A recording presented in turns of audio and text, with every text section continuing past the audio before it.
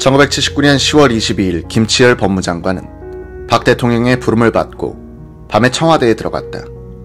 두 사람은 장시간 부마 사태 등 시국 문제를 이야기했다. 다음 날도 김치열 장관은 두 번째 단독 면담을 했다. 김 장관은 난국을 타개할 근본 대책으로 유신 헌법의 개정을 건의했다. 개헌의 골자는 유정회 제도를 없애고 통일주체 국민회의에 의한 대통령 간선제를 바꾸자는 것이었다. 박 대통령은 나도 같은 의견이다는 태도를 보였다. 김 장관은 이를 개헌 문제를 연구해보라는 뜻으로 해석했다. 첫날 면담 도중 박 대통령은 정보부에서 몇 년 근무했지 하고 물었다. 김 장관은 1970년부터 1973년 사이 김계원, 이후락 부장 아래서 차장으로 일한 적이 있었다.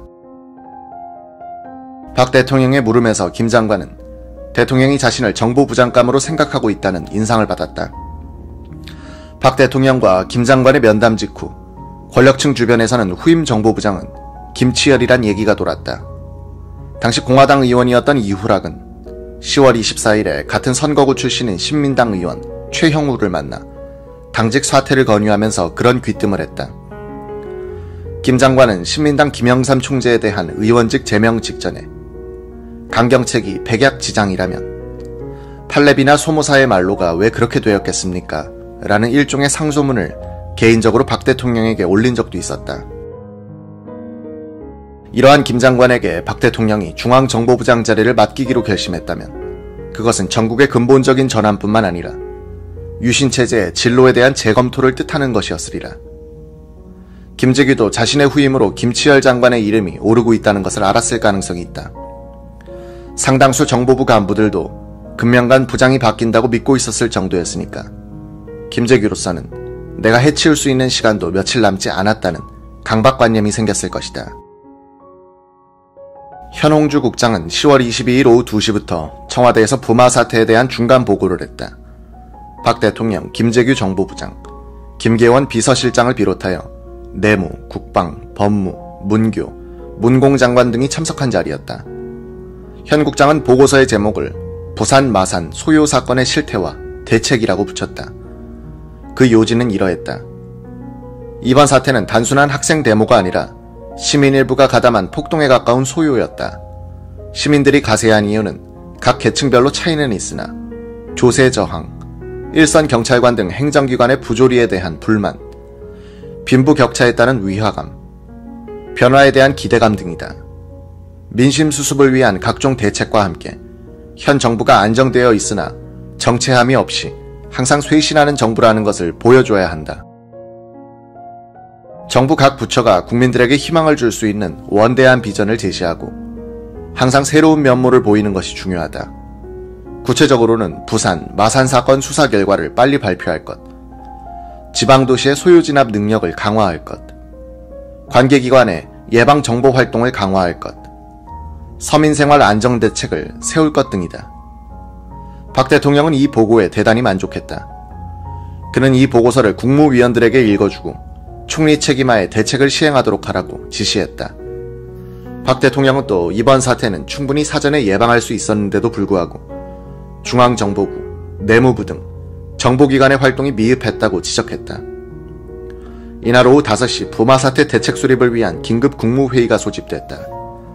박 대통령 대신 최규하 국무총리가 주재했다. 10월 23일 오전 김재규 정보부장은 부장실에서 간부들을 불러놓고 전날 청와대에서 있었던 대책회의 결과를 설명했다. 그는 각하께서 중정은 그동안 무엇을 했는가? 학원 내의 정보망은 도대체 어떻게 된 것인가? 크게 꾸중을 하셨다고 솔직히 털어놨다. 김 부장은 박 대통령으로부터 받은 지적사항을 그대로 전달하는 성격이었다. 10월 24일 정보부 기정국장 현홍주 씨는 상부로부터 내일 청와대에서 안보대책회의가 열린다 보고서를 준비하라는 지시를 다시 받았다. 그는 22일 보고문서를 토대로 새로운 보고서를 작성했다.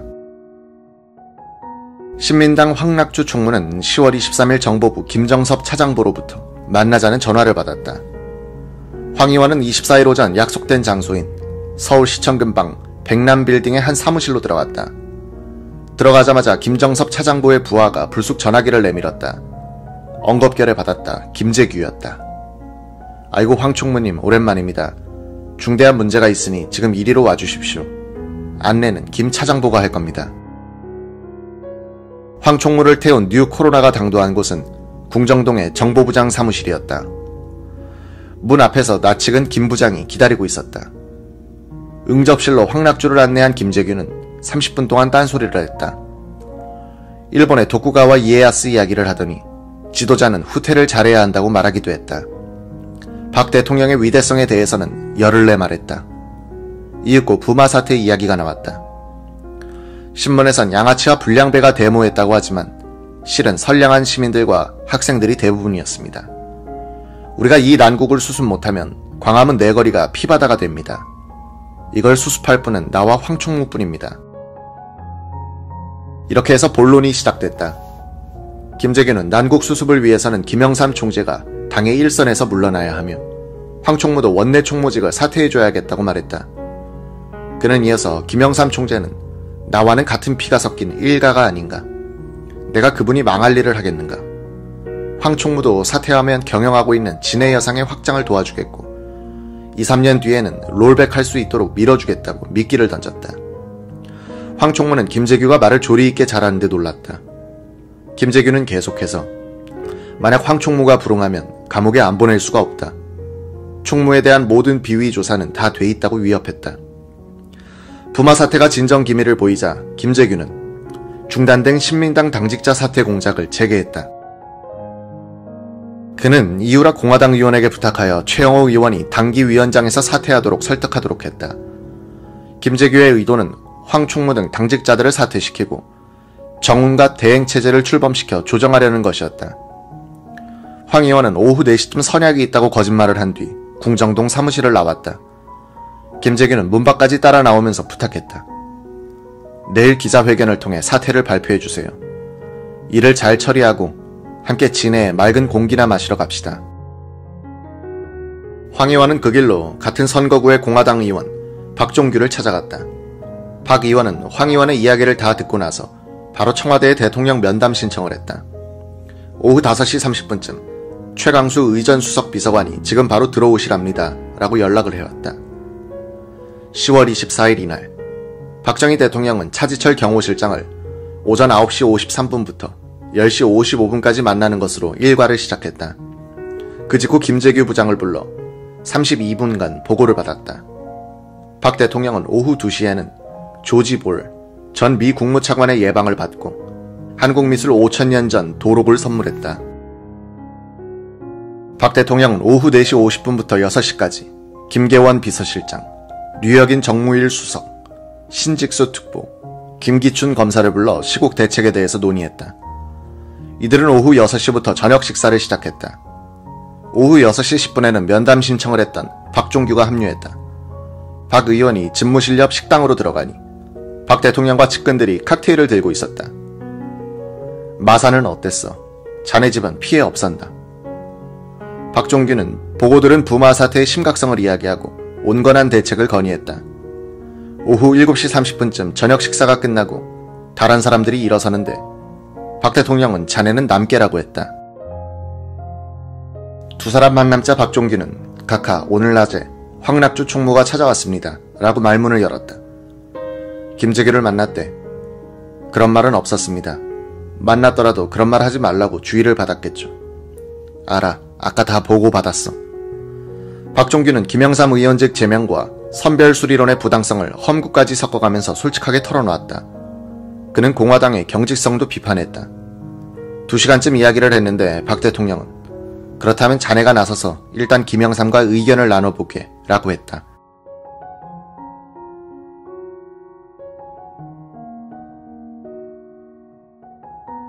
(1979년 10월 25일) 오전 8시 30분부터 오후 1시 30분 사이 수도경비사령부에서는 공안관계 각 시도기관장들을 소집하여 시국 문제에 대한 설명회를 가졌다. 이재전 경호실 차장과 청와대 김기춘 검사가 나와서 서울 지역에서 시위가 일어날 경우의 대비책을 설명하고 부대에서는 시위 진압을 시범했다. 이 모임에 참석했던 정보부의 6개 지부장들이 부장을 만나기 위하여 본부에 갔더니 김재규는 황급히 외출하면서 악수만 했다. 김재규 정보부장은 10월 25일 오전 11시 20분부터 30분간 안전국장 김근수 씨로부터 부마 사태에 대한 수사 상황을 보고받았다. 김 국장은 반유심 및 총화 저해 사범에 대한 수사를 맡고 있었으므로 부마 사태가 터지자 부하 30명을 현지에 내려보내 수사를 지휘하고 있었다. 이날 그는 부마 사태에서 신민당의 개입 여부에 대한 수사 상황을 보고했다. 신민당 지구당의 선전, 총무, 부위원장급들을 검거하여 조사하라는 청와대 지시가 있었기 때문이었다. 김재규 부장은 보고를 받는 자리에서 김 국장에게 청와대가 입수한 첩보라는데 오는 10월 29일 전국적으로 대학가에서 시위가 벌어질 것이라 하니 정보 수집에 만전을 기하라고 지시했다.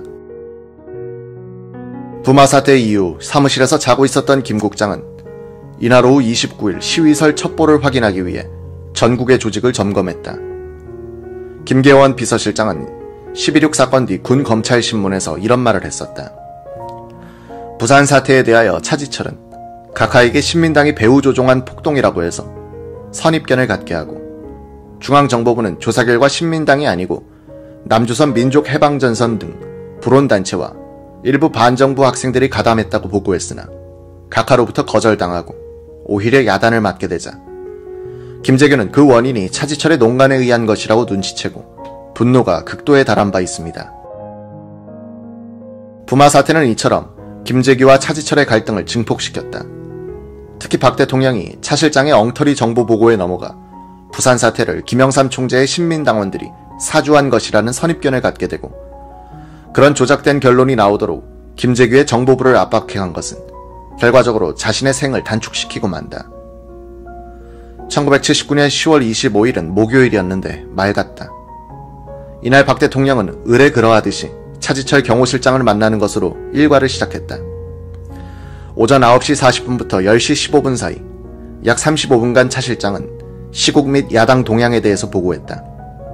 박 대통령은 그 직후 박종규 공화당 의원을 집무실로 불러 23분간 대화했다. 박종규는 이날 아침 신민당 황낙주 총무와 아침을 먹으면서 전날 밤 박 대통령과 나눴던 대화 내용을 알려주었다. 박 의원은 김영삼 총재의 태도를 빨리 통보해달라고 했다. 김 총재를 만나고 나온 황 의원은 박 의원에게 김 총재도 난국 수습엔 동감이다. 긴급조치 9호의 철폐와 민주화 추진은 선행돼야 한다. 야당 분열 공작도 중단돼야 한다는 뜻을 전했다. 박종규는 박 대통령을 만난 자리에서 김영삼의 뜻을 전했다. 박종규는 생전에 박 대통령께서는 김 총재가 제시한 조건을 거의 긍정적으로 받아들였다고 말한 바 있다. 박 대통령은 단 앞으로 질서 파괴와 폭력을 수반하는 불법 행위는 없어야 한다고 친필로 메모를 해줬다는 것이다. 박종규가 대통령 집무실에서 나오는데 입구에 차지철 경호실장의 보좌관이 기다리고 있다가 실장님이 점심을 대접하고 싶다고 하십니다. 라고 했다. 박 의원은 시간이 없으니 차나 한 잔 들고 가자면서 경호실장실로 들어갔다. 차 실장은 박 의원을 실장님이라고 부르면서 깍듯이 대했다. 이틀 동안 각하와 무슨 말씀을 나누셨습니까? 중요한 이야기는 하나도 없었어. 박 의원은 퉁명스럽게 하대하는 말을 했다. 혹시 김재규 정보부장을 바꾸겠다는 말씀은 안 하셨습니까? 박종규는 김과 차의 불화가 이 정도로 깊은가 하고 탄식했다고 한다. 박종규는 차를 높게 평가하지 않고 있었다. 그를 부하로 데리고 있을 때 그의 성품을 간파했기 때문이다. 겉으로는 우쭐해하지만 소심하고 겁이 많은 것이 차지철이었다. 그래서 1974년에 후임을 천거할 때도 박종규는 오정근을 밀어 박 대통령의 내락까지 받았었다고 한다. 박 대통령은 나중에 태도를 바꿔 차를 선택했다. 오전 11시 김용식 주미대사가 출국 인사차 박 대통령을 방문했다. 박 대통령은 김 대사를 위해서 집무실 바깥뜰에서 점심 식사를 마련했다. 이 자리엔 김계원 비서실장, 최광수 의전수석, 류혁인 정무수석, 그리고 박진환 특별보좌관이 늦게 참석했다. 이날 배석했던 류혁인 씨의 생전회고에 따르면 박정희는 스스로 떨어지는 오동나무 낙엽을 한입 줍더니 아주 감상적인 표정을 지으며 중얼거리더라고 한다. 오동나무 낙엽 하나가 가을이 깊어감을 알린다고 했는데 여명을 하루 남짓 남긴 그의 모습은 처연하고 스산하여 그날 오찬 참석자들의 뇌리에 오랫동안 남았다. 박 대통령은 늦게 연락을 받고 온 박 특보에게 스테이크 한 덩어리를 건네주면서 더 먹으라고 권하고는 다른 동석자들과 이야기를 계속했다. 그러다가 갑자기 박 박사 고향이 마산인데 이번 사태를 어떻게 생각해? 라고 물었다. 박 특보는 며칠 전 마산에 사는 친척들을 만나 들은 이야기가 생각났다. 민심이 떠나가는 것 같은 기분이 듭니다. 국민들이 새마을 운동에도 옛날처럼 열을 내지 않는 것 같습니다. 지방 관리들이 올리는 새마을 관계 보고나 통계도 과장된 것이 많습니다. 정부와 국민이 뭔가 헛돌고 있는 것 같습니다. 그건 고약한 일인데 12월 초에 장축체육관에서 열 새마을 지도자 대회도 박수만 요란하지 김이 빠질 것 같습니다. 박 특보의 말을 한참 듣고 있던 박 대통령은 이렇게 말했다. 그래, 그거 참. 부산 광복동에서 파출소에 불을 질렀는데 옆에 있던 방티 장수들이 손뼉을 쳤다는 거야. 그렇다고 그 아줌마들을 좌익이라고 할 수 있어. 평소에 그 파출소에서 노점 아주머니들을 얼마나 괴롭혔으면 그랬겠어. 역시 이것은 정당에 맡겨야 할 문제가 아니라 정부가 나서서 책임지고 해결해야 할 문제야. 말을 끝맺자 박 대통령은 벌떡 일어섰는데 박 특보의 눈엔 결연한 의지의 표시 같았다. 비서관이 오더니 회의 시간이 다 됐다고 박 대통령에게 알렸다. 이날 청와대 소접견실에서 열린 안보대책회의 주제는 아흐레 전에 터졌던 부마 사태였다. 최규하 총리, 김재규 정보부장, 구자춘 내무장관 등 안보 관련 책임자들이 참석한 가운데 현옹주 정보부 기정국장이 종합보고를 했다. 현 국장의 보고 중에 사태의 원인으로서 장기 집권을 지적하는 내용이 나오자 박 대통령은 정부의 실정보다는 김영삼이의 영향이 더 크다고 논평했다. 보고를 다 들은 박 대통령은 이런 요지에 지시를 했다. 이번 사태에 대해 정보부, 내무부 등 정부기관은 크게 반성해야 한다. 사전 정보 활동이 부족했고 초동 대응이 잘못되어 큰 소요로 확대됐다. 일선 공무원들의 대민 자세가 불손, 불친절, 불성실하여 국민들의 불만이 크다. 이런 대민 자세를 바로잡기 위하여 노력하라. 한국에서 데모는 미군이 주둔하고 있는 한 계속될 것이다. 박 대통령이 데모는 미군이 주둔하고 있는 한 계속될 것이라고 말한 것이 흥미롭다. 박 대통령은 5.16 혁명 직후에 쓴 글이나 책에서부터 한국인의 사대주의 근성을 근대화의 가장 큰 걸림돌로 이해하고 있었다. 그는 조선조 당파 싸움의 원인도 사대주의 정책에 따라 국방조차 중국에 의존하고 있었기 때문에 양반들은 사소한 데 목숨을 거는 권력투쟁에만 전념한 때문이라고 봤다. 광복 후에도 이런 전통이 이어져 학생들과 정치인 및 지식인들은 국방에 대해서는 미군이 알아서 해줄 것이니 우리 문제가 아니라고 밀어넣고 사회 혼란만 야기하고 있다는 것이 그의 시각이었다.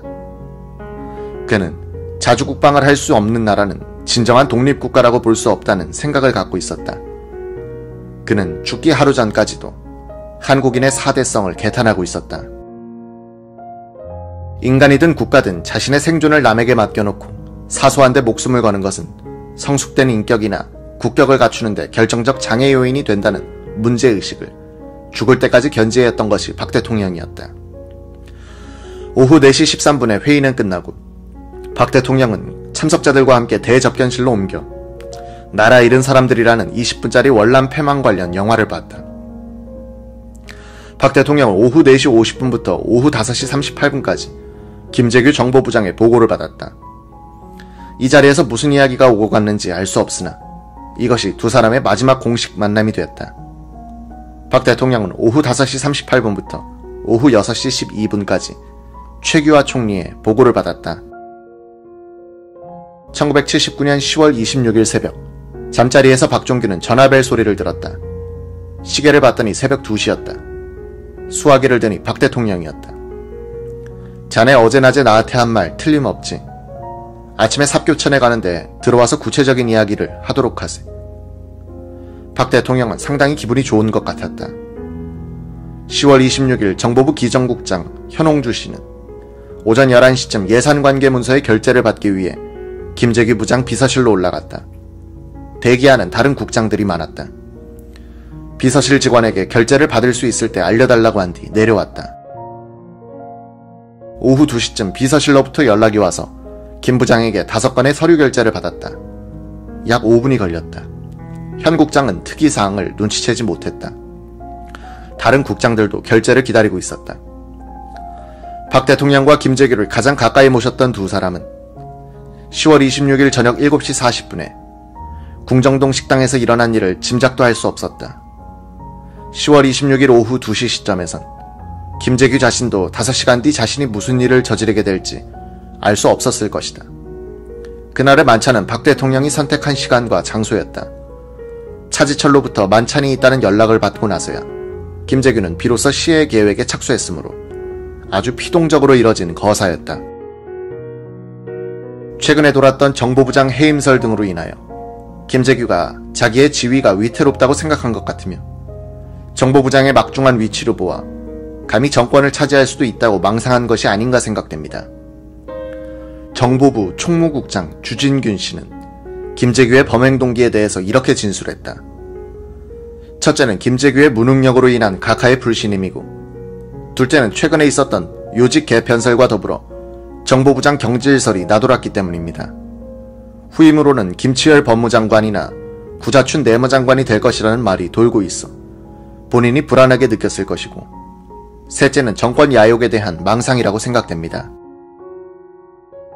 하나, 3년 동안 정보부장으로 재직하면서 권력의 맛을 봤으며, 둘, 정보부장은 사실상 정계 제2인자로 취급되는 경우가 있으므로 그 다음 자리는 대통령밖에 없다고 생각하고, 특히 대통령 선출 방법에 있어서는 대의원의 소집과 투표에 정보부 각 지부가 작용하면 자기도 대통령이 될 수 있으리라고 생각한 것 같으며, 셋, 부마 사태 시 일부 시민들이 가세한 것을 보고 자신이 시해하면 시민들의 지지도 받을 수 있지 않을까 하는 망상을 갖게 된 것 같습니다.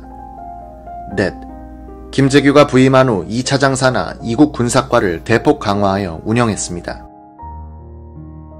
과장을 장군으로 하고 각군 담당관을 전에는 대위, 소령, 일반직으로 했으나 여기에 대령 한 명씩을 추가하여 보강하고 북괴 정보, 해외 정보 등 각종 정보 보고를 함으로써 각군 총장과 밀접한 관계를 유지한다는 시책을 추진했습니다.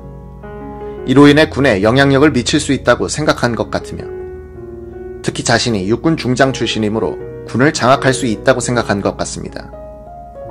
다섯, 사후 수습에 있어서도 중정부장이 일반 행정기관이나 수사기관에도 영향을 미쳐 무난히 처리할 수 있을 것으로 생각한 것 같습니다. 김재규의 정치 참모로서 국내 정치를 조정하는 일을 했고, 11.6 사건 때 옆집에서 정승화 장군을 접대했던 제2차 장부 김정섭 씨는 이렇게 진술했다. 김재규는 부하들이 조직적으로 목숨을 바치고 충성을 맹세할 위은이 되지 못합니다.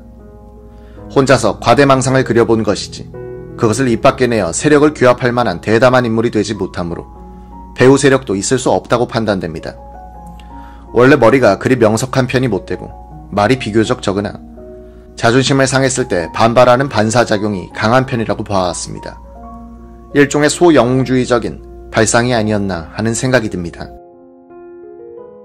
현홍주 기획정책국장은 이렇게 진술했다. 도저히 짐작이 가지 않는 일이나 이제 와서 생각해보면 국내 정치 상황이 혼미를 거듭하고 있는 데다가 정보부장으로서 이를 수습하지 못하게 되자 이에 따른 업무의 중압감 때문에 엉뚱한 생각을 하게 된 것이 아닌가 짐작될 뿐입니다.